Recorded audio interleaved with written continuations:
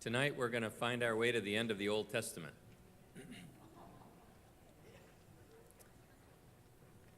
I have more handouts than usual to make that possible, okay? One of them is from last week, which is in orange. This one has the kings of the north and the kings of the south with their assessment, their little grading system here, which is basically minus or check. Below that, I have the historical setting for each of the four clusters of prophets. And you'll notice that last week we talked about those in the 8th century and those in the 7th century pretty quickly. But we saw the end of the northern kingdom, we saw the end of the southern kingdom. And then you'll notice that there are two other clusters of prophets. The first is during the exile, or the Babylonian captivity. Jeremiah, Lamentations, Ezekiel, Daniel, and Obadiah. And then you'll see in the 6th and 5th century, during the Persian period, there are three prophets, Haggai, Zechariah, and Malachi. And we're also going to pick up a few historical books that were written at that time too, Ezra, Nehemiah, and then Esther was written back up in a little earlier, but also during the Persian period. So although it requires knowing a little bit of history, the prophets are really clustered around the arrival of the Assyrians and then the arrival of the Babylonians. And then with the arrival of the Persians, there was the invitation to go back to the land. If you look at the green sheet, we'll pick up in a little bit more detail the Persian kings and the Bible. And you'll see the setting for Daniel and Isaiah during Cyrus the Great, Darius the Great. Notice how all these kings call themselves the Great. That's important for what you'll find in the books about those kings, because you'll be reintroduced to the only king who is truly great. But Darius the Great is during the time of Haggai, Zechariah, Zerubbabel, and Joshua, or Yehoshua. Xerxes the first, sometimes called Ahasuerus, is the one who was reigning in Persia when Esther was queen. And then Artaxerxes the first, the temple and the cities rebuilt again, and that's the time of Ezra, Nehemiah, and Malachi. And then I have a lot of notes for the book of Daniel. Daniel is a relatively small book, and we're not going to have time to look at it in much detail, but I'll tell you, I've been spending more time in Daniel than anywhere else in the last month or so, and I really can't get enough of the detail. It's a vision that left Daniel sick in one point. Daniel says, in Daniel 8, I think it is, he said, after I saw these things, I was just overcome with sickness and with grief. There is so much symbolism in Daniel, and there's so much prophecy that is kind of surreal and mesmerizing, and it's very compelling, but you're not fully sure what it means. And we have the benefit now of looking back in hindsight to see just how incredibly specific Daniel's prophecies were, but they are similar to each other. They talk about some of the same events in more than one dream. And so you kind of find yourself cycling through and you say, wow, this takes me right up until the time of Christ. And then you say, this looks like it's talking about the very end of time. So I gave you really, you could say these are my notes. I tried to give you as much detail as possible about the 7 sevens, the 77s, and just how much history there is in what you could call secular history that was predicted in two collections of prophets. So in the notes on Daniel's visions on the back side there, I have Daniel's vision in chapter 8 in light of subsequent prophecy, Daniel's vision in chapter 9 in light of subsequent history, and then below the vision of chapter 11 in subsequent history. So I'm not going to have time to go through all that tonight, but I want to make sure that you have at least some kind of a reference. If you go to websites on prophecy, or you go to websites that talk about Daniel, 70 weeks, you are going to find some things that are a little bizarre. The web is not monitored and filtered for things that are substantive or orthodox. It's just whatever's out there.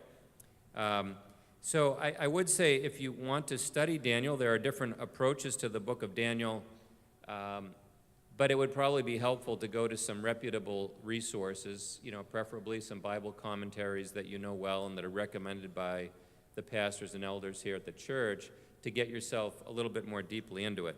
Because I will do a skim coat tonight, and if you're interested in going deeper like me, then I literally sat with Daniel and some other commentaries and a calculator, just night after night, just saying, is this really possible? Or how is this possible? Because he keeps numbering weeks and days, and sometimes the weeks are equivalent to years. Sometimes you're counting days. The days may be equivalent to weeks or years, etc. So I do encourage you, even though we won't spend a lot of time with Daniel tonight, I encourage you to think of Daniel as one of the best books, if you're willing to give it the time, one of the best books that will help you get some perspective as you get ready to launch yourself into the New Testament. Because Daniel is really, he's prophesying at a level where everything you've come to understand about the kingdom of God in Israel is now put into the larger context of God's kingdom on earth. And it's the most specific and direct in terms of how it projects into the history that follows, right into the first century, and then even beyond. But before we get there now, those are some reference guides. You can put them out. You have 3 different colors to surround yourself with here. We'll go back now to Jeremiah, Lamentations, and Ezekiel. Lamentations is a book that is a series of laments or liturgical poems about the destruction of Jerusalem, and they're historically associated with Jeremiah. Jeremiah's ministry, like Ezekiel's, begins prior to going into exile with the Babylonians, and then it continues on into exile. Ezekiel will end up in Babylon, and Jeremiah will end up where? Where? In Egypt. Okay, so they're both prophesying in Jerusalem, and they're predicting the end of the kingdom, the southern kingdom of Judah, and they will both find themselves among God's people in those 2 areas of the dispersion. And I wanted to point out that geography because while the Bible has a tremendous amount of detail to try to master, there are some things that with a really broad brush you can notice and you can point out. One of them is that God called Abraham from where? Which was in the general area of Mesopotamia. And then he called his people. So God gave a covenant to Abram, and he called him out of Mesopotamia, from the gods that his family worshiped, from his families, and God gave Sarah a miraculous pregnancy. So they left Mesopotamia. God created a new nation out of the womb of Sarah that began as a family. But then as they became numerous, they were enslaved where? In Egypt. And so God called them as a people out of Egypt. And one way to think about the history that follows after that, to put it really in a thumbnail, is that Israel was given a special assignment to live in the promised land where God had judged the Amorites, the Canaanites, because of how they lived. And he said, I want you to live differently so that all the nations around you will understand the source of the laws that you have and the presence of God among you. And instead, they ended up living more like those that were evicted. And so remember the 3 big, especially the 3 big sins that the prophet spoke again: idolatry, immorality, and injustice. And then there was political alliances. They became just as immoral. They became just as unjust. They worshiped the same gods. And then what they did was they put their trust in other kingdoms. And so the southern kingdom put its trust in Babylon when Hezekiah showed all the treasures to the Babylonians. And so they went where they trusted. And all the while that they were being tested by these Mesopotamian powers of Assyria and then Babylon, they were always tempted to look to Egypt for support. And the prophets would regularly say, I took you out of Egypt. I've already demonstrated my power over Egypt. Egypt is just a reed that when you rest on it will splinter, cut through your hand. It's not going to provide you support. And so here's the great irony. Israel will be dispersed back to Babylon, back to Egypt.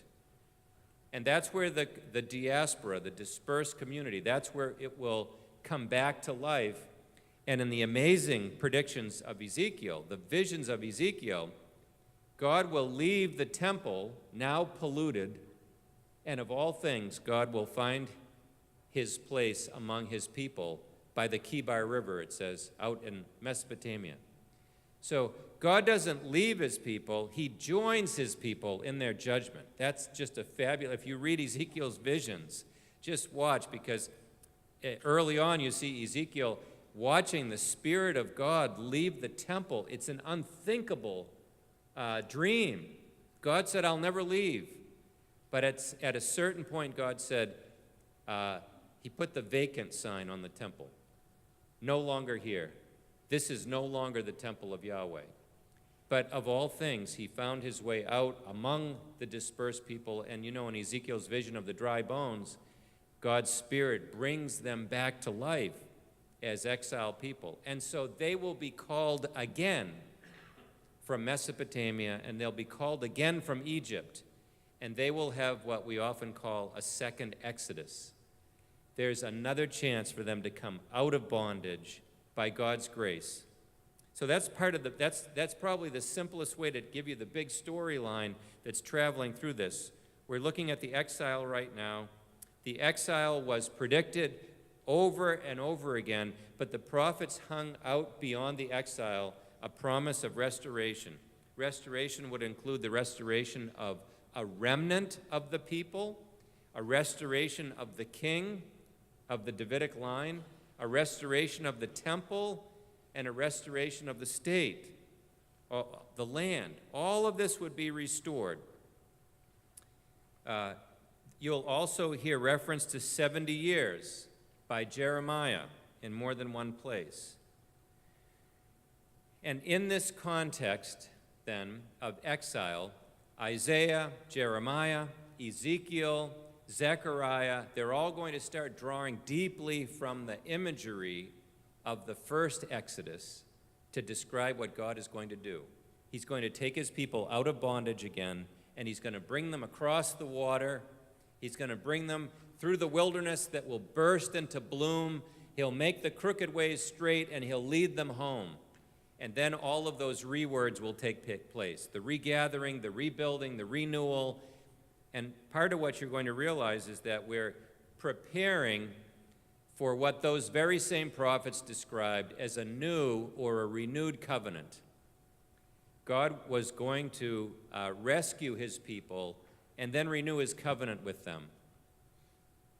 The most famous passage about renewal is in Jeremiah, where in Jeremiah 31, verses 31 and 32, God says, I'm going to give you a new heart. For hearts of stone, I'm going to give you hearts of flesh, and I'm going to put my Torah, or my teaching, my law, on your hearts. In Isaiah, Jeremiah, Ezekiel, they talk about new covenant, about the Spirit being inside of you. Here's a passage in Ezekiel. I'll gather you from all the countries and bring you back into your own land. That's the regathering. I will sprinkle clean water on you, and you will be clean. That's a renewal. Not just physical regathering, but spiritual renewal. I will cleanse you from all your impurities and from all your idols. I will give you a new heart and put a new spirit in you. I will remove from you your heart of stone and give you a heart of flesh. And I will put my spirit in you and move you to follow my decrees and be careful to keep my laws. You will live in the land of your forefathers. You will be my people, and I will be your God. Those last two phrases are such covenantal phrases. When the Bible says, you will be my people and I will be your God, that's God resealing that covenant relationship. So notice that there's a physical dimension to the prophecies and a spiritual one. Literally, physically, people will return. The prophets will talk about walls being rebuilt. They'll talk about the Davidic king. They'll talk about the temple being rebuilt. But there's something more important that's spiritual going on, and that is the renewal of the heart, the place of the Holy Spirit. Ezekiel ends with a vision of the temple, which is probably more of a symbolic description of a temple, because it's more, the dimensions are more cube-like dimensions. So you'll notice here this model shows them, they sort of have this extraordinary height and their shape. Probably the most important thing about the vision in Ezekiel, with which he ends the book of visions, is the very last phrase. It says, and the name of the temple is, what does it say? The last line of Ezekiel, the Lord is there. That's what it's called, the Lord is there. Ezekiel begins with a temple that God exits. And at the end, he has a vision of a kind of heavenly temple, and it's called the heavenly city. This is the place, the Lord is there. Okay, quick exit from that to Daniel, and I've already explained the handouts a little bit, but one of the things that you'll notice very easily reading Daniel is that half of the book are stories, half the chapters are stories, and then those stories are followed by visions. So you're familiar with Daniel and his dietary restrictions in chapter 1, where he's sort of put at risk, and so that's been famous now with the Daniel plan. So Daniel's going to go with vegetables and water rather than the king's diet with wines and meats. You're familiar with the story of the Shadrach, Meshach, and Abednego with the furnace of Daniel in the lion's den. That's the story portion, the first 6 chapters of Daniel. But then after that, you transition into the visions of Daniel, these prophetic windows that are open for Daniel into the future. Now, these are linked together in more than one way. One of the most obvious ways is that Daniel has the gift of interpreting dreams. But also, the dreams which he interprets are fully aligned with the visions that he has later on, although the ones that he has later on, they carry more detail about the future. So take, for example, King Nebuchadnezzar has a dream, and he wants someone to tell him what it is and also to interpret it, and that puts everybody at risk. But in Daniel, the dream of a statue with a golden head, silver chest, right, and then you have bronze legs, and then the feet of clay and iron, is rolled out for you early on in the book, because it's a pagan king who has the dream, and Daniel, just like Joseph in Egypt, he has the ability to interpret the dream, and he says to Nebuchadnezzar, this is what it means. You're the head of gold, but after you will come another kingdom. So we know that kingdom was the Persians. And then after that, there's another kingdom, and so sometimes a little confusion about what's next, but it's clearly the Greeks that are going to be the primary kingdom in the visions that will follow. And then the feet of iron and clay represent the Roman Empire, which seemed to be a pretty obvious reflection of the reality that Rome was both incredibly strong and also mixed. And it's the Hellenistic culture that was left by the Greek Empire is part of that mix, perhaps, in the dreams. But then in that dream, there's a kingdom that's represented by a rock cut out of a mountain, not by human hands, that comes and it smashes the feet of that statue. So you're introduced to that early in Daniel in a story of a dream interpretation. But that really is giving you an idea of what's going to happen at the end as Daniel starts to have more specific visions that will cycle through that history. More detail about Greece, more detail about the time of that kingdom from heaven. You're going to get all that detail later when Daniel has his own vision. So the book is quite tied together. It's actually written partly in Hebrew, and then it transitions to Aramaic. There's a lot of speculation about how the book came into being. But what's important is to recognize the structure of it and what its primary message is, and that is that there are kings on earth, small k, and kingdoms on earth, small k. But whenever a human king gets to the point when that king thinks he is the King of Kings, capital K, then he's in for humiliation. He's in for tumbling. And so you remember Nebuchadnezzar has 7 years when he crawls around like an animal with his hair growing and his fingernails and toenails. He looks like an animal. He has to learn who the Most High God is. And interestingly, only in Daniel's prayer does he speak to God as Yahweh. In the rest of the book, it's Elohim. It only reinforces the message that the God of the Jews is the God of the world. And this is a message going out in the diaspora, in the exile, where Jews are living, where the tendency would be to think that you have a parochial deity, that you have offended. And Daniel is out there, just like Joseph was, to say, the God I serve is the God of this whole world. And that God has spoken to you in a dream, and in that dream, he has put you in your place. And you'll notice in those stories, the king will often recognize the Most High God as a result of the dream interpretation. Something else is going on in Daniel, and that is as you move into the visions, and the vision interpretation starts to expand to global proportions and go to the end of time, you start to sense a little difference from the typical prophetic sermons or oracles that you had in the earlier books of the prophets. So I just want to introduce you briefly to this, and I think I'll probably need to bring another handout next week for some things that I'm going to go through quickly. But there's a difference between prophecy as you've headed so far and what is sometimes called apocalyptic.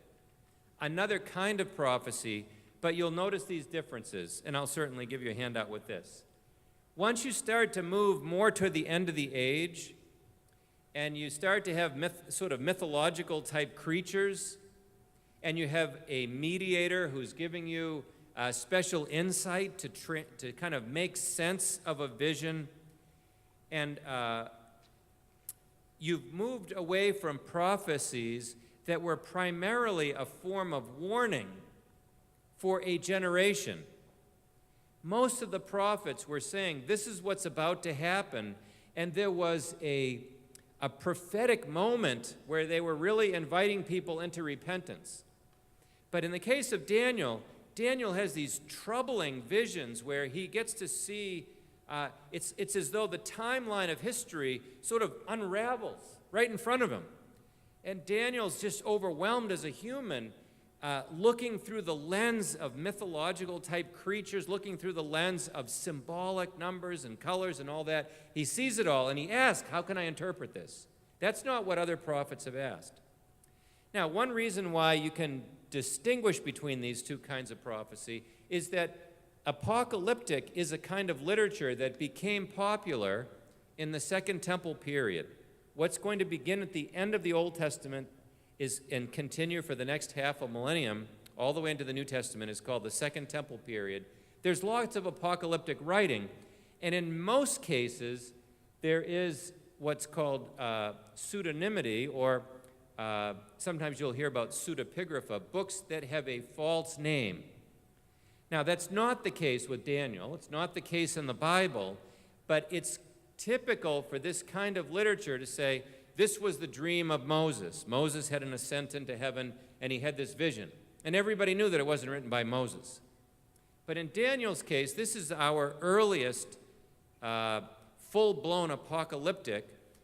Although you've had bits of it, if you read in Ezekiel, Ezekiel has what seems like four-sided animals that move around on what you might call casters, you know, the wheels that go in different directions. I always wondered how people would have interpreted that vision until we had those wheels that could go both ways at once, you know, because it actually doesn't make sense until you see them work, right? But you have those animals, and the creatures are really apocalyptic-like, Zechariah has a little bit that feels apocalyptic, but Daniel's a really good example of it. He's during the Babylonian time, and it will kind of think of it as spawning a whole kind of literature, most of which is not inspired by God, but it was a kind of literature that people did want to write.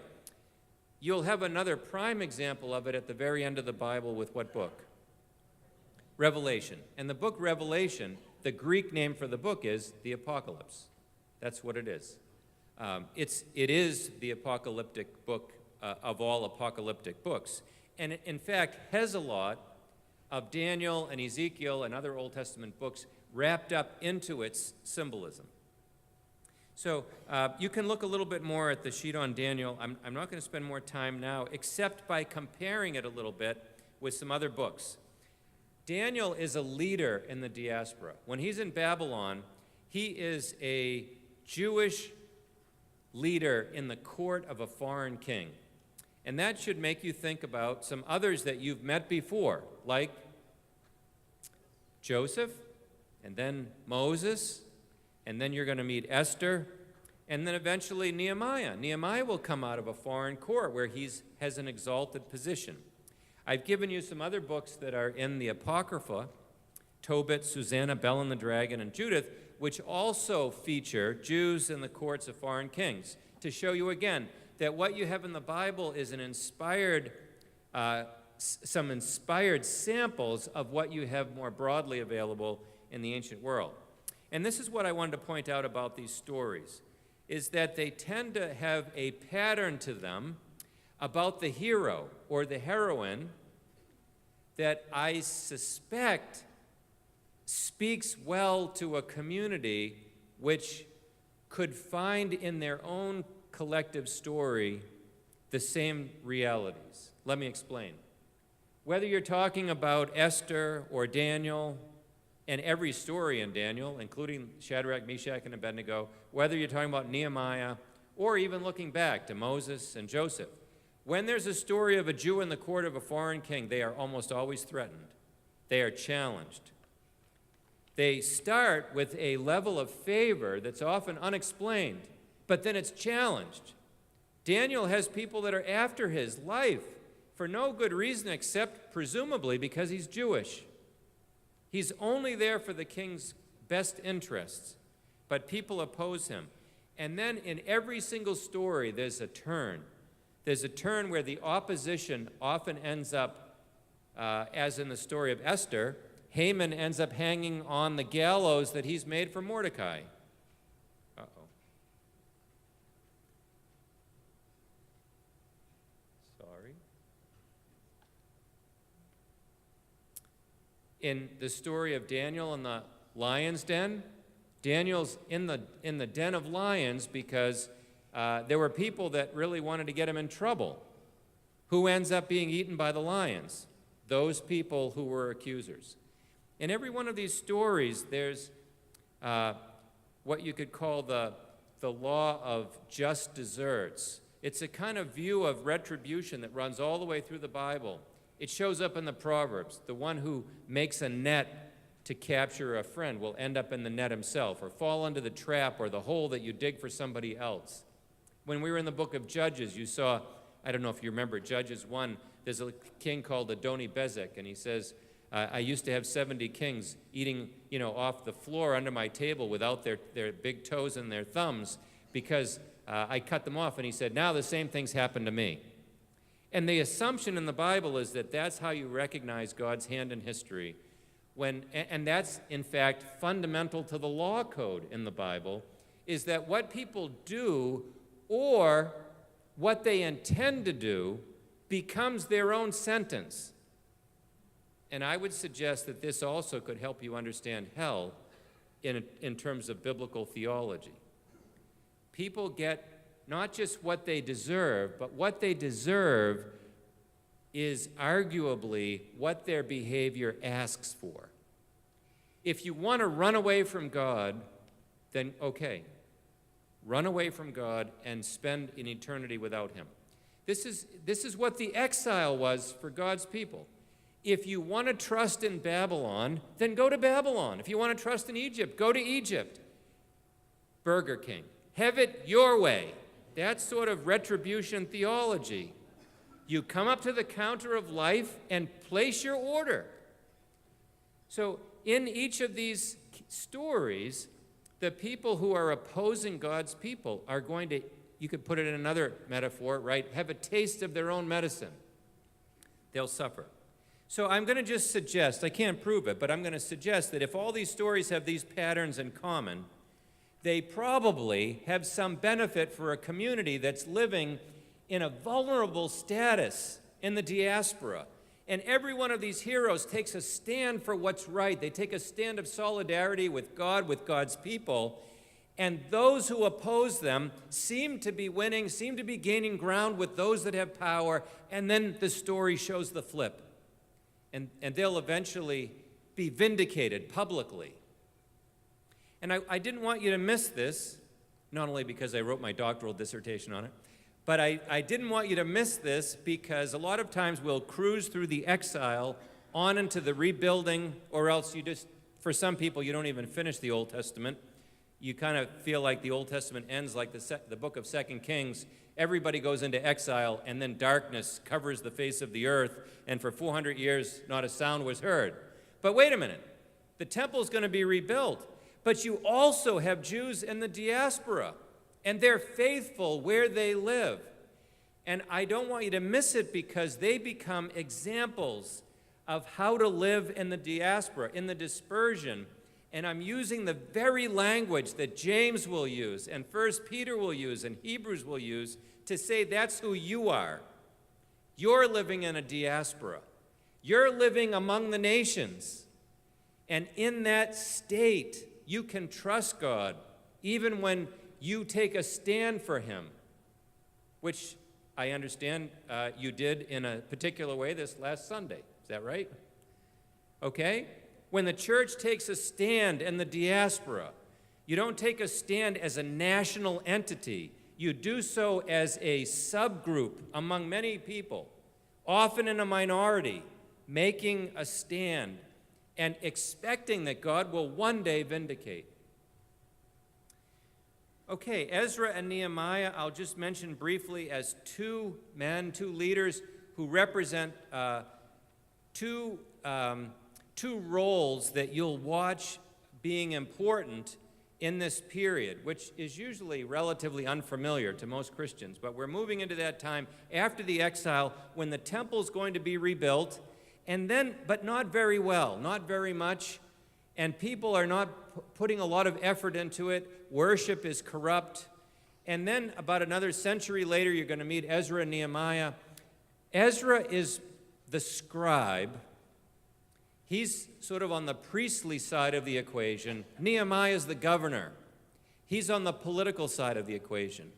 Now, before we got there, for example, in the book of Zechariah, we're going to meet Joshua and Zerubbabel. Joshua is a priest, and Zerubbabel is a king.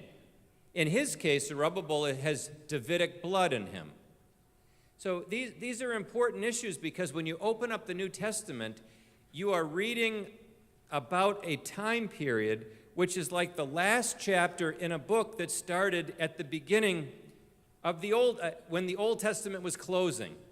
Okay, in other words, just as the Second Temple is being built and they're starting to get some sense of identity and leadership, both in the political and the religious sphere, the Old Testament closes, and you're not really thinking as 400 years go by, and then you open up the New Testament, and you're reading about the last generation before the temple's destroyed. What they have at that time is an illegitimate priesthood and no Davidic ruler. And those are going to be some very significant issues for people that know they need leadership that comes out of the covenants in the Old Testament. God didn't just make a covenant with David, but He also made a covenant with priestly lines that came out of Aaron and Levi, and people needed to have legitimate, certifiable leadership on both the ritual side and on the royal side. And they don't have it. And one of the things that's very disturbing for Jews on the ground through that whole period is that Although they had priests and a temple, they never had a ruler with Davidic blood. You'll go through that period and you'll have the Hasmoneans. You might be familiar with the Maccabees. The books of Maccabees talk about the Maccabees and the Hasmonean dynasty. I encourage you to read that if you've never read that. It's in the Catholic Bible. The apocryphal books will give you in the 4 books of Maccabees a lot of the history in that period. But none of them have been leading God's people with Davidic blood. No one can make a legitimate claim on the throne. You can understand why in the New Testament, when it opens, why Herod is concerned about the Magi coming from the east, saying that there's someone who, the star is pointing to this child who's going to be king of the Jews. Because there's always a concern if you're ruling in Judea, if you're ruling over Jerusalem, there's always a concern that somebody who could validate and certify a claim to the throne, that there would be messianic fervor. Because you've had 500 years where people have had a temple and physical return, but you don't have the real deal. You don't have a real son of David. So I'll reintroduce you again. Ezra is restoring the temple, purifying the community, put him in balance with Nehemiah, who's rebuilding the walls, renewing the covenant. You have one leader who's grounding people in the Torah, making sure that their marriages are pure, making sure that they're living up to the terms of the covenant. And then Nehemiah is doing the practical, logistical, necessary work of rebuilding the walls, giving people something not only to be proud of, but more importantly, in the words of the prophets, to give God the honor that's due. So we're beginning a period called the Second Temple period, which is a very troubled period. You have really good prophecies going into the really bad time of the exile. They went into horrific experiences of judgment, but the prophets were saying, after the judgment, incredible things will happen. And yet, when they came back, as incredible as it was, the temple made people cry because it was so insignificant compared to Solomon's temple. And then they never got off the ground with the right priesthood. They never got off the ground with a Davidic ruler. Okay? I just mentioned here, Haggai will prophesy about the purity of God's house and also will equate Zerubbabel with Davidic leadership. And then Zechariah will follow, and again, we'll have notes for this next time. Zechariah will follow, and he has visions about both Joshua and Zerubbabel, both the civil and the ceremonial leadership in the community. And I want to point these out because these are like 2 rails on a railroad track, 2 rails that run through the Second Temple period, and they are rails not only of reality, but rails of expectation. There is an expectation that God's chosen anointed priestly ruler and God's chosen appointed civil ruler, a king, will come someday and will fully represent the renewed covenant. And of course, Jesus will declare himself to be that. One way for you to think about the importance of different aspects of the covenant that's being threatened, seemingly threatened in the exile, and then being renewed, is that God has a relationship with his people in connection with the land. The land is an important part of it. And so think about the covenant as being at the center of this. They were ejected from the land, but then they were called back. And then, let me just look at that carefully. See the covenant and the land, and I'm going to switch that. The covenant with God's people, the covenant that began with Abraham and then with Moses, you remember God introduced a specific covenant with David. David was to be the king who was the ruler over a covenant community, over the nation. So the nation received its charter at Sinai, but then God gave a special promise to the dynasty that would rule over it. And then I changed land to Zion because in the same way that God made a promise for giving Israel the land, he also made a promise that Zion would be the special place where he would perpetually dwell. So in some ways, the king is the ultimate representative of all the people, And Mount Zion is the ultimate center of the whole promised land and eventually of all the earth. And then I'll introduce you to the last prophet, Malachi, not Malachi. Malachi, some people think he's an Italian, who at the end of the Old Testament, you're reading some pretty troubling concerns, okay?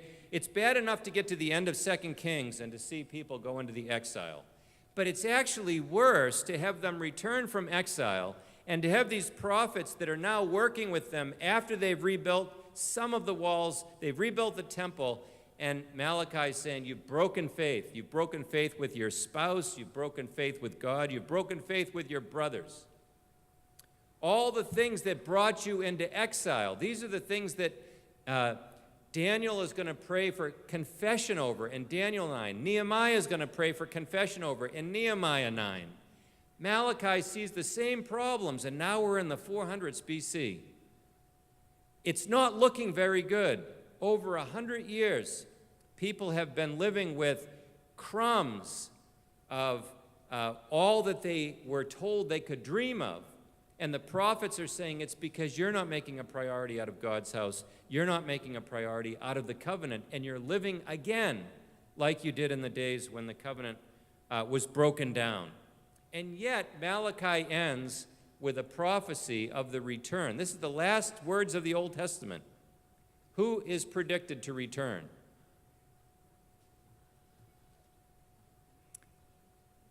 John the Baptist. Well, he's called Elijah. Okay? Malachi ends by saying Elijah will come. And then after that, there will be deliverance. And when you get to the New Testament, it specifically says John the Baptist was the one who was predicted as Elijah. That's how it's going to close. And then just to put in historical perspective, the book of Chronicles was also written at about the same time. If you read 1st and 2nd Kings and Chronicles, 1st and 2nd Chronicles, side by side, and you simply thought that they were synoptics, like reading the Gospels. I'll read Matthew, Mark, and Luke and see how they are the same and different. You may miss something very important, and that is that Kings is obviously written to create, it's almost as if there's like a guillotine that's dropping through Kings.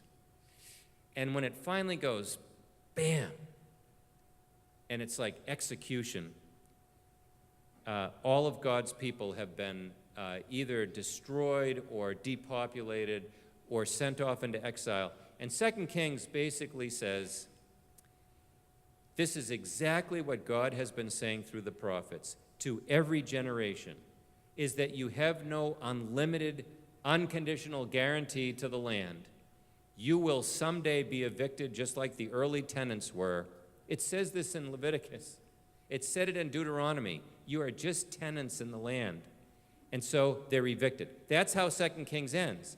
Now you open up 1st and 2nd Chronicles, and now you're writing history over even a bigger period of time that goes all the way back to Adam and Eve. And in that history, you're writing to a community that is growing up in exile, and they didn't do anything in particular to deserve it. What they're wondering is there any hope? It's precisely like the community that grew up in slavery in Egypt. They would have said after 100 years, after 200, after 300, after 400 years, who's Yahweh? Who's Abraham, Isaac, and Jacob? All we know is slavery. So you have people that are in the diaspora, people that are in the promised land, and they're saying, yes, our forefathers sinned and we were dismembered, we were dispersed. But is there anything left of the covenant? Is there anything to hope for? And the writer of the Chronicles, sometimes just called the chronicler is a historian of hope who takes the very same history and rather than bundling it to say, God told you so, you got what you deserved, now the chronicler is saying, hear this voice from heaven. I have always been at work in history, choosing and being merciful to my people. So in this book, going all the way back to Adam on purpose, you can see that God has been at work in the lives of different people through all of history, leading up through the exile. And in this book, you don't hear about Bathsheba and Uriah. You hear about David and the promise to David and the glories of his kingdom. When you hear about Solomon, you don't hear about Solomon's failures at home with all of his wives and his failures with the wisdom God gave him. You read about Solomon and the temple and all of the wealth and wisdom that God gave him. You'll read about Hezekiah and Josiah. Chronicles is not interested in giving you the accumulation of sins that led to exile. Chronicles is giving you evidence of the accumulation of evidence that God has been at work since the beginning of time, and therefore you shouldn't lose hope when everything looks desolate and broken down. So I hope you'll be willing to read it, even though you might say, well, I already know this story. Read it differently. Read it in one sitting if you can. Read it with the people that are reading it perhaps in the 400s BC who are saying, what should I make of all this history? Okay, Judges and Kings, they're written with the same purpose, to basically tighten the screws of judgment and say this is what was inevitable. But Chronicles has a refreshing dimension. Okay, thanks for coming back. And I did get a question that I think I should clarify for everybody. The apocryphal books that are in the Catholic Bible, and they tend to be published as a separate section in the middle of the Bible. They are the books that are also in the Orthodox Bibles, Greek, Russian Orthodox Bibles, but they are sort of sprinkled throughout their Bibles. Those books were always considered useful for the church. But once we got to the printing press and had to decide what was bound in the Bible, it became a very hotly disputed issue, what was truly the Bible and what was supplementary and useful, etc. So this is a dividing issue historically between Catholics, Orthodox, and Protestants, that those books are not considered scriptural. The Catholic Church has called them deuterocanonical, which means like secondary canon. So they are separate, but they're still bound together as part of their Bible. What you might not hear people say that much, which I guess is a little surprising, is they are useful. I just want you to know, for 1,500 years, people read them in the church. Martin Luther read them regularly, so he was a reformer. He wasn't saying don't read them. He was just saying they're not Bible. And now, if you do read them, you'll find that some of them have some crazy stories, and I'm not saying that those are realistic stories, but if you read the Maccabees, you'll get some good history. It's some of our best history of how Hanukkah came into existence, the Feast of Dedication, and frankly, it's the history that will show you how Daniel's visions came true with the story of Antiochus Epiphanes, etc. So I do recommend that you read it, but also your pastor's here if you want to wave your hands if I said something wrong. Right. I trust I didn't. Okay. Let me just get behind the text here, okay? First of all, when you think about the exile and you think about judgment, you may empathize with the loss of a homeland, the loss of a king, the loss of your spiritual identity, the loss of family members, maybe the loss of your physical health. Maybe you've been dismembered, maybe you've been maimed. There's a lot of losses, but one that maybe doesn't register quite as much with a Western audience is the idea of shame. When you lose all those other things, your identity as a people is sort of thrown into the gutter. Losing in battle is sort of the ultimate expression of your God losing, your people are not strong, and so all of this sort of starts to land on your reputation. Now, usually in the military, there is a strong sense of honor, and actually in the South, a lot of you have a residual sense of what honor feels like. that you might actually put yourself at risk for the sake of family name. Okay? There's so much put at risk in the exile. And actually, a lot of the prophets used shame imagery to get across what the exile was all about. And part of what the logic is that is in the prophets like Ezekiel is God is saying, you're about to be shamed publicly. So in Ezekiel 16, there's a story about an orphan that God in the parable raises. He makes her into a well-cared-for, beautiful young woman, and then she becomes a prostitute. And she basically gives her body away, and then God says, you've shamed yourself, and I'm going to give you to your lovers. But part of what the logic is in those parables is God is saying, you have shamed me. So it's important, first of all, to appreciate and to empathize with people who would regard shame as something perhaps worse than death, worse than pain. The most important thing to avoid in many Eastern and Middle Eastern and kinship-based cultures today, the most important thing to avoid is not death or pain, it's shame.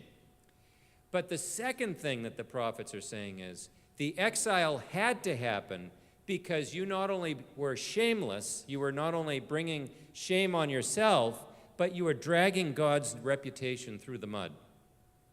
So the story of the prophets, the story that they're painting parabolically, is that God has a spouse who's been cheating on him, and he has to divorce her for his own reputation. Now, if you think, well, that's self-centered of God, or that's not very patient, this is the amazing thing.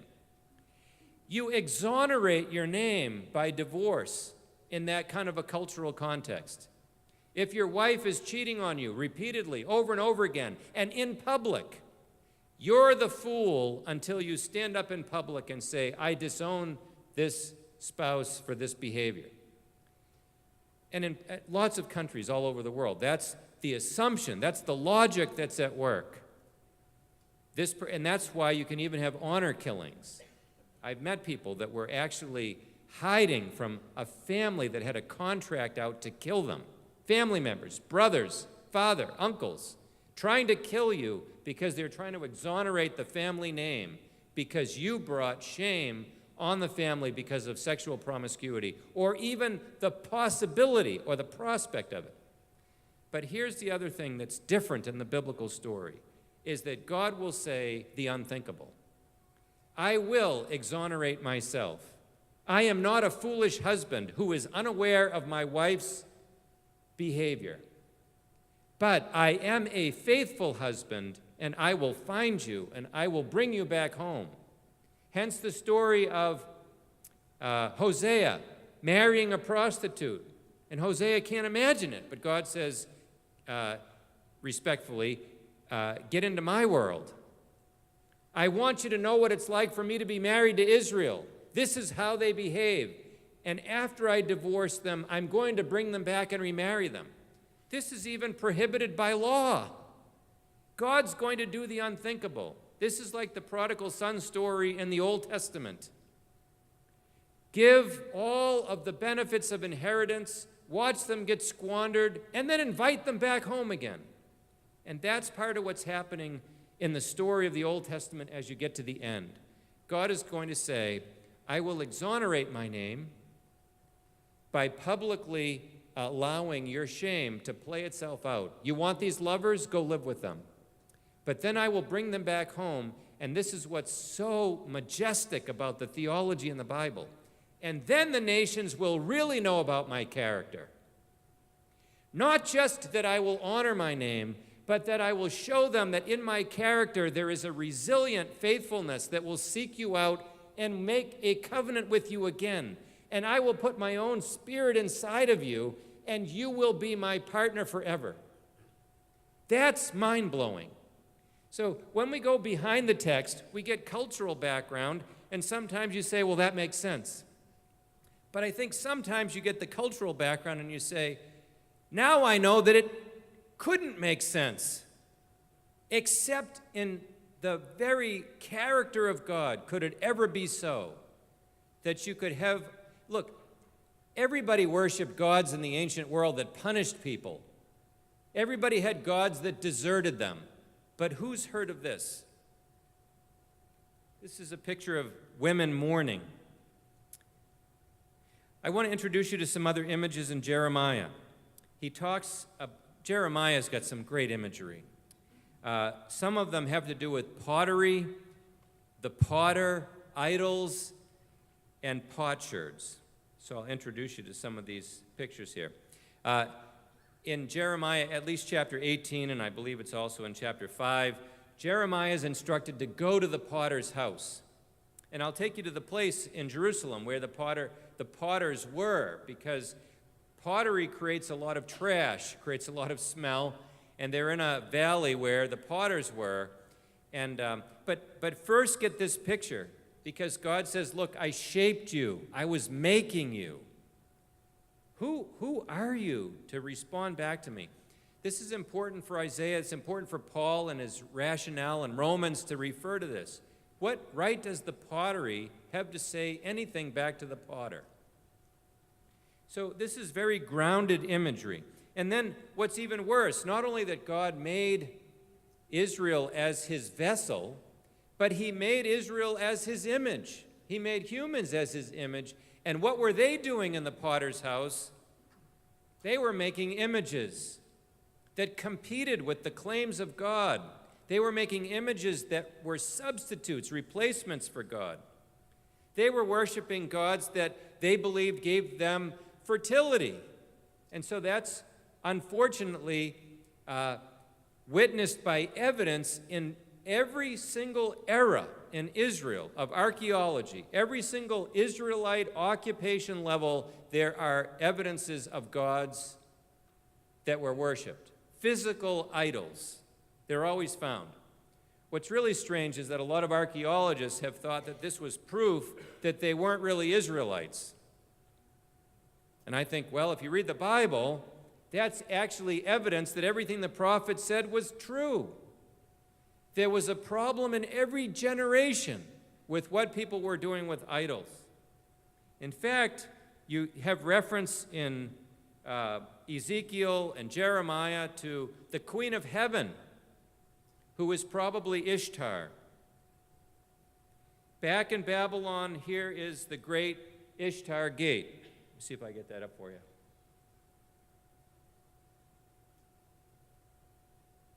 There we go. You maybe have seen this. There's pictures of them in lots of Bible dictionaries, encyclopedias. It's in the Berlin Museum. But that great big Ishtar Gate was a place to honor this goddess.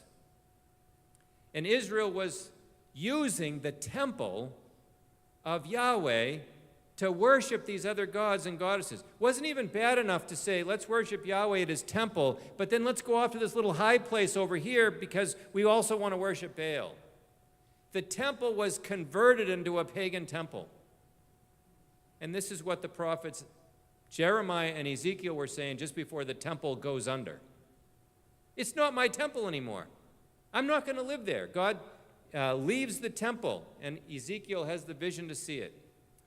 One of the reasons why I want you to, you can tell I'm trying to not only wrap things up for the Old Testament, but to get you ready for the New Testament. When Jesus shows up at the end of the Second Temple period, he is coming about 3 decades before the destruction of the temple. And if you hear echoes of Jeremiah, you should. Because he's not only quoting and making allusions to him, he's basically the same kind of a prophet who's saying, you fools, it's over. This is not the place where God lives anymore. It's just been a sham, and it's going to end. And here you are walking around marveling at the beautiful building. It's over. And Jesus weeps over Jerusalem, just like Jeremiah weeps. His temple sermons are just like Jeremiah's temple sermons. And then with another imagery of pottery, talks about putting your faith in broken cisterns, right? You don't have You don't have anything that's holding water, okay? We have a good expression for that. Their faith couldn't hold water. But one other place I want to take you is to the Hinnom Valley, where the prophet was preaching at the temple gate, but also where there was a lot of potters and where a lot of their trash was. Hinnom is a name that gets carried over into the name you're more familiar with, Gehenna. Gai is the Hebrew word for valley. Gai, Hinnom, Gehenna. So this is a place where there was a lot of trash and rubbish that was being burned and all, and it becomes an image for the afterlife, for hell. So there are some words like Har Megiddo, the hill of Megiddo becomes Armageddon. So you'll get some of these words, they kind of become English words in our thinking, but this is where they come from. Now, I talked a little bit about the places to which Israel would go because of their trust. The first is Egypt, with all the great architecture that would typically speak of monumental power, every reason to trust, and every time during the troubled period, the troubled times of the Assyrians and the Babylonians, every time that God's people would reach back to Egypt, Egypt would sort of reach out and say, we'll help, and then they back away. Egypt's only interested in themselves. They're only interested in their interests. Israel's just a buffer zone. They want to control it. They want to have that space before anybody would invade Egypt, but they never came through.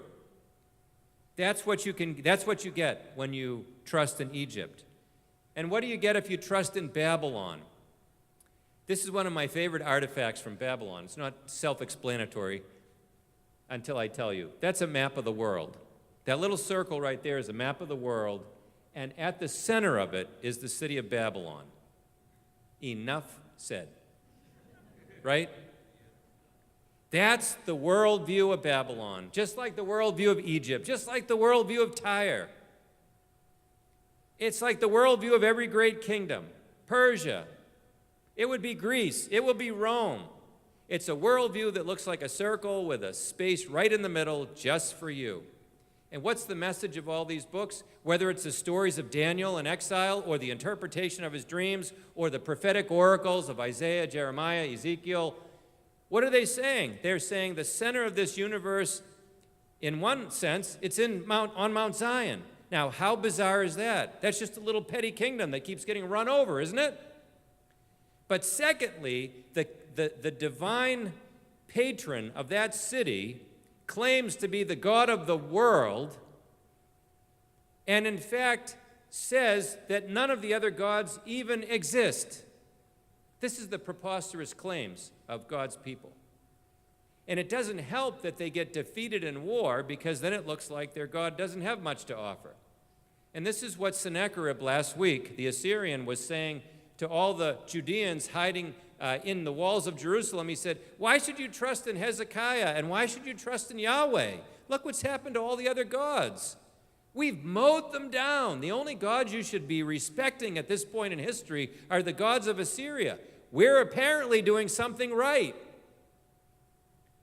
And the prophets have this uncanny way of upending that whole worldview and saying, you know, Assyria will come and Assyria will go. What does God say to Jeremiah? Here's your task. I'm going to empower you to raise up nations and to cast them down. What does Jeremiah do that with? Just a few words. Well, how did the world come into being, by the way? Just a few words, right? That's what Jeremiah is. He's the mouthpiece of God, creating history ahead of time. This is what's going to happen. Don't put your trust in Assyria. Don't be afraid of Assyria. They will come and they will go. What are you going to do? Put your trust in Babylon because right now they're second? Because when Assyria goes, they'll be first, and you'll be at the end. This is the message of all of them. I mentioned Tyre because Tyre in Ezekiel takes the language of the devil himself. And I want to introduce you to this personification of cities because they are equated with the devil. The most consistently is Babylon. Babylon is the archetypal city that represents the devil's challenge to the city of God. When you get to the book of Revelation, you're going to read about Babylon. You shouldn't have any trouble equating Babylon with Rome or with any other kingdom that sets itself up against the kingdom of God, because there's a spirit of empire building, a spirit of hubris and conceit that occupies the real throne of Tyre. The real throne of Tyre is not the throne on earth. There's a diabolical throne. There's a devilish, demonic throne. And the ruler of this world occupies it. And that's why you realize when you get to Revelation that the battles that play out on earth are really mere reflections of a celestial war that goes on. And that even, of all things, the kingdoms of this world who have emperors and Caesars and kings who think that they are running the world, even they themselves are pawns for the devil himself. And the question is, will we be serving the king who is the real King of Kings, or the imposters who for brief periods of time have all the evidence suggesting that they really do run the world? One of the great things that happens, I mentioned this last week, is that the Persians come into Babylon, and without even fighting, they take over the Babylonian Empire. And then, and this is Cyrus writes on this cylinder, an invitation for people to go back to their home countries. They've all been depopulated. All the home countries that have been conquered were depopulated. People were invited to go back home and build their temples with the support of the king. And God had previously predicted that through Cyrus, in Isaiah, through Cyrus, my shepherd, I will bring my people home. By the way, interesting aside, I've got some Chinese leaders at the seminary this week and last week, and we were talking about leadership. And some of them are in the national church in China. And we were talking about shepherding. Imagine that. And one of them said, "Are there two kinds of shepherds in the Bible?" And I said, "How do you mean?" He said, "Is there a kind of shepherd that's the government and the kind of shepherd that's the church?" And I thought, where do you get that? He said, well, Cyrus was called God's shepherd. And Cyrus brought God's people home. And then the church was the place where God's shepherds took over. So I said, well, I can't argue with that. Cyrus was chosen by God. As much as Cyrus thought that he was running the world, God was saying, Cyrus is a little marionette, right? I'm in charge of Cyrus. Cyrus thinks he's really calling all the shots. But right now, Cyrus thinks he's sending everybody home. The most important thing is that I'm bringing my people home exactly 70 years after they were started to be deported. I'm bringing them home on my timetable. Cyrus, you have signed up unwittingly for an assignment in heaven. It's fabulous. I gave you the chart here for the different figures that took place in the Persian period. I hope that in this study and as you take these handouts home, that I can hopefully rescue this period, the Persian period, the beginning of the Second Temple period, from obscurity, because it is the beginning of the New Testament. Okay? There's going to be 400 years without prophets, okay? They're called the 400 silent years. But folks, there were 400 silent years in Egypt. You didn't have to think that there was, two testaments. You didn't have to start a New Testament because we had 400 silent years in Egypt. So we do have a New Testament. It is the beginning of a new age. But the realities begin now. People are wondering about the purity of lineage. Well, what's at the beginning of Matthew? What's at the beginning of Luke? People are wondering if you can prove that you're Jewish by way of circumcision, kosher laws, keeping of the Sabbath. These are going to be issues that start to arise in the Persian period while they're rebuilding. Are people more pure if they're living in the land of Israel than if they're in the diaspora? All of these issues are coming up in Ezra, Nehemiah, and Haggai, and Zechariah, and Malachi. You're getting introduced to them. They provide some of the backdrop that gets the stage set for the Gospels, which is where we'll go next time we meet. So let me jump in front of the text here. Because we've been looking primarily at prophetic books and not the historical ones in this section, I want to talk a little bit about interpreting prophecy. I'm not going to solve all of your questions about prophecy, I guarantee that. The one thing I can promise is that I will underpromise. But let me give you some metaphors for prophecy, because there isn't just one kind of prophecy in the Bible. Some prophecy is like an arrow. When you read in Matthew, one of Matthew's favorite phrases is, "This is that which was prophesied," or "This was spoken by the prophets," or "This fulfills." And you get a very clear sense that an Old Testament writer said something, and that was like an arrow that was shot, and it landed right in the first century. And by the way, when I was talking about Daniel's 70 weeks of years, his 77s, you take 490 years, and I gave you some of the detail, you will find yourself not only roughly in the first century, you will find yourself during the exact 7-year period in the middle of which Jesus is crucified. It's very detailed, and that's an arrow. It just hits the ground, and you have to say, wow, that's a bullseye. But there's also something about prophecy sometimes that's more telescopic, and you'll find that a lot of times commentators will refer to this, where you're reading in Daniel and you say, this sounds like I'm reading about the Greeks and then the Romans, but then it looks like there's references that extend beyond that. So if you were looking through a telescope at mountains, you might see all the mountains next to each other.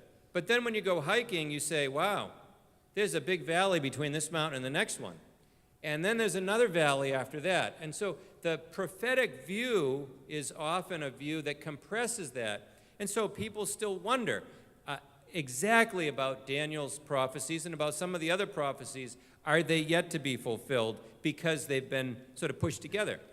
Jesus will quote some of Daniel's prophecies about the destruction of the second temple, and those are prophecies that presumably had come true with the defiling of the second temple during the time of Antiochus Epiphanes, somebody I mentioned and I have in the notes here. And what you have to appreciate is that not only does prophecy have layers to it, but that, and now I'll introduce one I don't have a picture for, prophecy is sometimes like a skimming stone. And you don't really know how many times it's going to land. So you get to the New Testament, and you've already met an Antichrist, that's Antiochus Epiphanes. Well, you're going to meet another Antichrist, and then you'll read in the New Testament, and there is a spirit of Antichrist, and there are many Antichrists.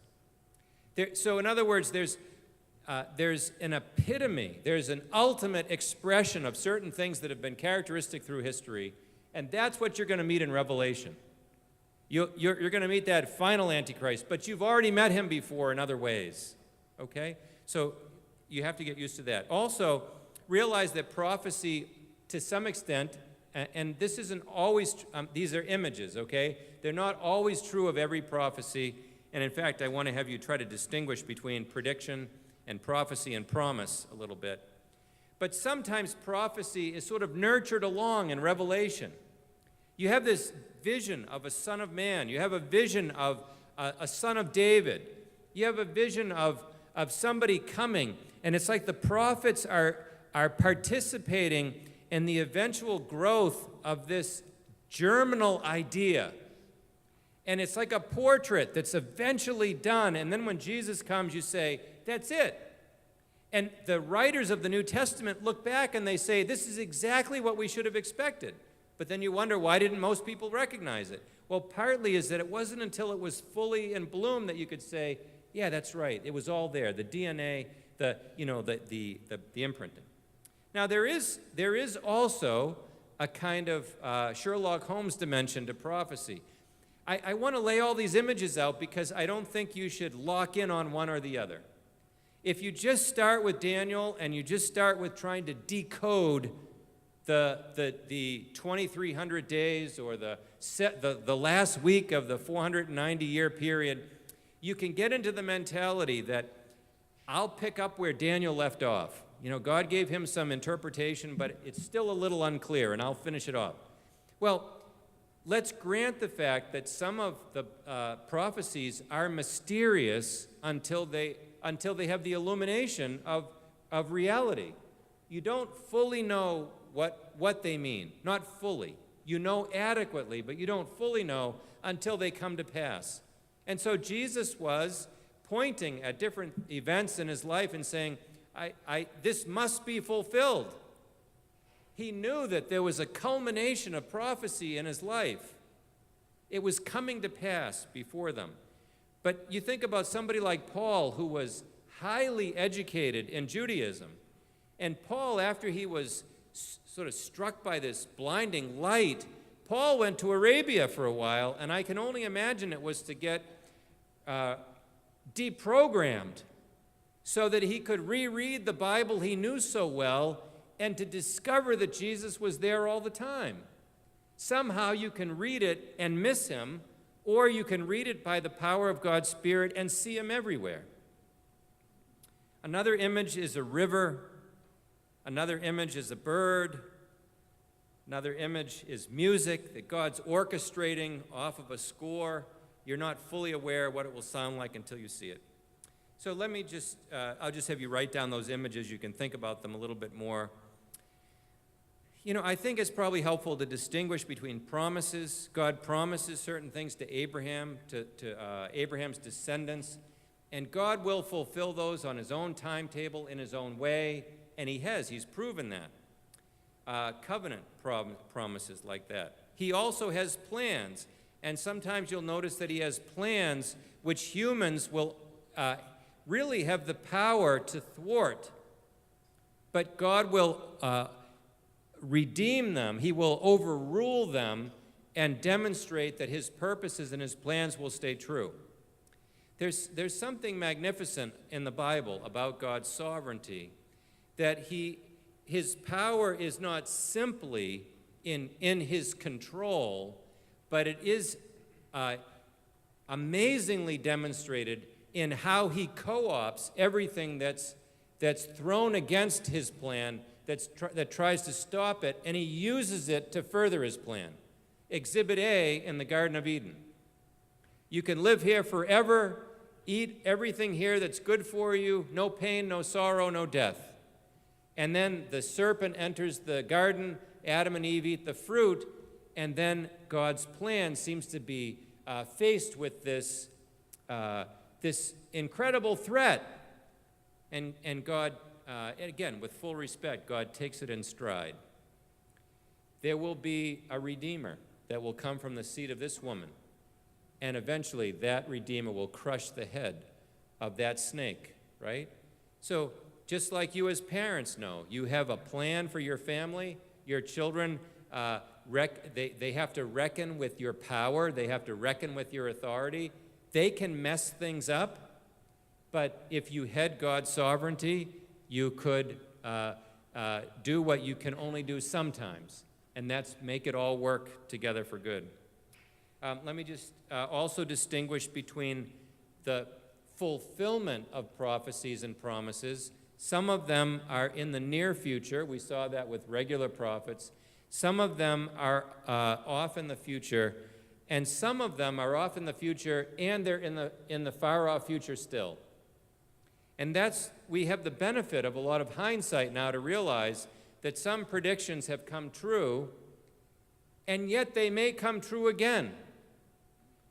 And some of them haven't come true in ways that we can recognize, and we still await them because they're future still. When you get into Daniel, you'll also start to wrestle with something that you got introduced to in Ezekiel and other places in the Bible, and that is that numbers and colors and animals, they have figurative meaning. It's not always clear what it is, but you'll have a goat, for example, with a horn. The horn gets broken off. Thankfully, in Daniel, it gets interpreted, and you know what that is. And it's similar to another dream that uses a different symbol. So you have animals, but the 70 years of exile that Jeremiah predicted, that Daniel has a vision and says, well, those 70 years also refer to 77s. And so all of a sudden now there's a 490-year clock that's ticking. So when you're reading the Bible, you can't just say, well, I want everything to be clear and simple. I want it to be all literal. Sometimes the Bible veers into symbolic language that is hard to understand. And just, if you read Daniel, just sympathize with Daniel, who's really just physically impacted by these visions that are overwhelming. And let's realize the Bible isn't something you can simply decode with a calculator. It sometimes helps when you're looking at the calendar, but there's something grander happening. And then finally, I just wanted to point out that there's something cyclical going on in the Bible that makes it possible to recognize what God does in history and what he predicts will happen. Let me put it differently. The way God behaves in biblical history and on into prophetic history, the way he behaves follows a pattern. God doesn't do anything out of character. And neither does history have all kinds of unprecedented aberrations that are idiosyncratic and they don't make sense. The devil has certain ways that he opposes God. God has certain ways that he overrules. The saints in heaven in Revelation, they will conquer the same way Jesus did. You won't want to hear this, but it's by martyrdom. What Jesus did at the cross, what he said was what needed to be fulfilled, is the very pattern that he lays out as the way that all those who follow him will eventually defeat the enemy. All the disciples follow him to martyrdom. That's what you read about in Revelation. Not all of us will die, but my point is that there's a pattern. When you read the Bible, everywhere you are in the Bible, you are getting hyperlinked into a pattern about the way things tend to be, the way God tends to act. And it gets reinforced the more you read. And then the more you watch how it plays itself out in history. Can you imagine at 7:27 that I'm going to stop? Allison's keeping track. This is a world record. All right, let's pray.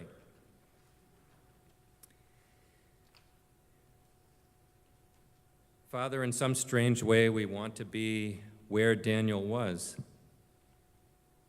peeking into a mysterious heavenly reality where all of human history makes sense to you, but where we're only just getting glimpses, only just beginning to understand all that it means. Father, protect us from an obsessive fascination with predictive prophecy. Protect us also from an apathy about prophecy and about these books. We want to hear from your word, from all of your word. We want to reckon with you in history and recognize you. Thank you for our time together. In Christ's name, amen.